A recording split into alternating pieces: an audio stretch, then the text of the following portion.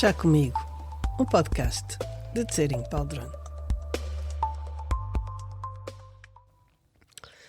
Não podemos viver sem contacto humano. Somos, por definição, animais gregários. Se refletirmos por um momento, chegaremos à conclusão de que as nossas maiores alegrias foram provavelmente momentos que partilhamos com os outros. O problema é que não são só as alegrias que nos vêm dos outros. São também as tristezas, as dificuldades, os desgostos. E da mesma forma que pensamos que a felicidade nos vem dos outros, frequentemente também, talvez até mais frequentemente, os tornamos responsáveis pela maioria dos nossos sofrimentos. Mas será realmente verdade? Ok. Venha daí, traga a sua chávena, porque no chá de hoje vamos falar sobre isto.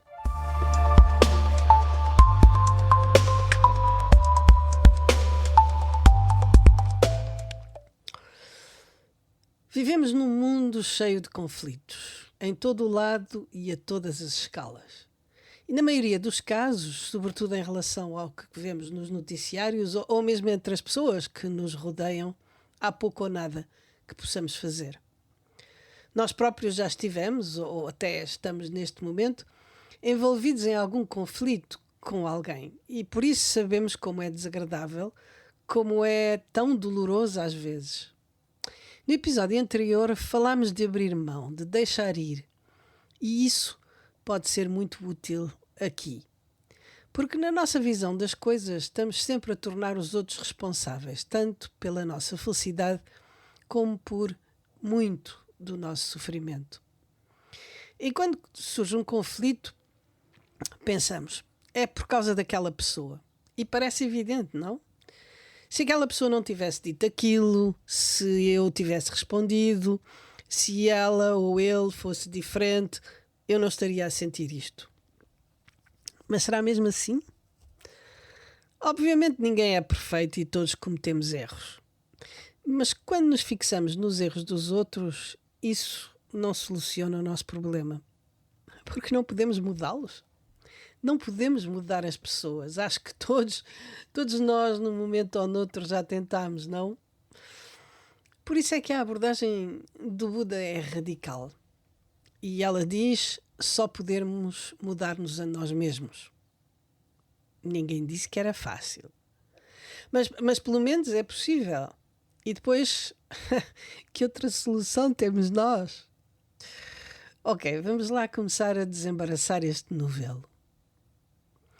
As pessoas e as situações que nos magoam parecem-nos sempre objetivas, sólidas, como se houvesse apenas uma maneira de as interpretar. Alguém diz alguma coisa, obviamente eu zango-me e qualquer pessoa no meu lugar faria o mesmo. Não é bem assim. Porque se olharmos com um pouco mais de calma, vemos que a mesma situação não provoca a mesma reação em toda a gente. Aquilo que para uma pessoa é ofensivo, para outra é irrelevante. Aquilo que para alguém é sentido como um abandono, para outra pessoa é simplesmente fronteiras, limites, espaço. Então, onde é que está realmente a origem daquilo que nós sentimos? Não é tão simples como uma consequência direta do que o outro disse ou fez.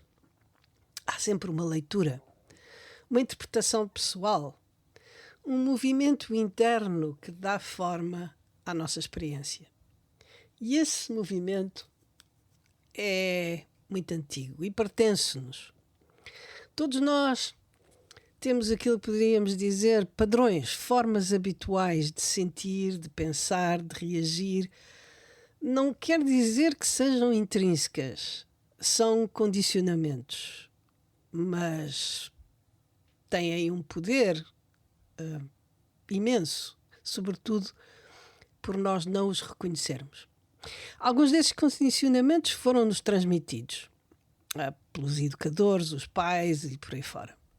Outros foram-se formando ao longo da nossa vida, através das experiências, das histórias, das nossas estratégias de defesa e por aí fora. E continuam a funcionar até hoje. de forma muito rápida, muito subtil, quase invisível. Alguém diz alguma coisa e antes mesmo de termos tempo para ver claramente o que foi dito, já estamos a reagir. Não ouvimos realmente o que foi dito. Ouvimos o que nos lembra, o que se prende com aquilo que já sabemos, com aquilo que já estamos à espera que seja dito, com aquilo que se parece com alguma coisa que nos foi dita no passado ou qualquer coisa que temos o hábito de ouvir. E quando alguém diz alguma coisa que nós não ouvimos porque já sabemos o que aquilo significa, já sabemos quem o outro é ou como é que ele é, já sabemos o que é que isto tem a ver comigo, mas o que é que nós sabemos realmente? Ou melhor, o que é que nós estamos a projetar? Porque geralmente não estamos a ir ao encontro do outro. Estamos simplesmente a encontrar o nosso padrão que foi ativado pelo outro. E isso muda tudo. Porque se assim for, então o trabalho não é mudar o outro. O trabalho é começar a ver como é que nós estamos a construir esta experiência. E isto não é apenas uma ideia ou uma teoria, é algo que podemos observar diretamente.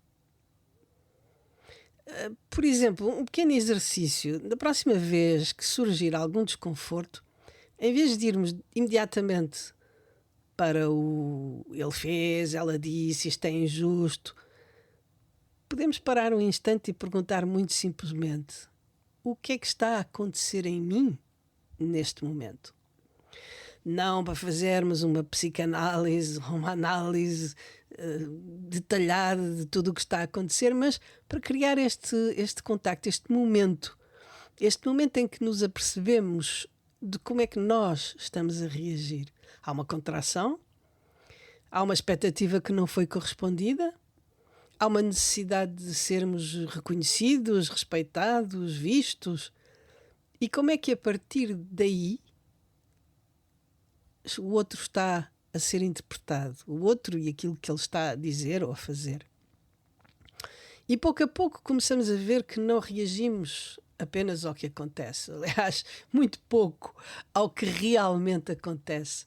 Reagimos ao significado que damos ao que acontece, ao significado que assumimos que existe naquilo que acontece. E esse significado não vem do que está a acontecer no momento, vem de trás. Vem de padrões antigos que continuam a organizar a nossa forma de ver.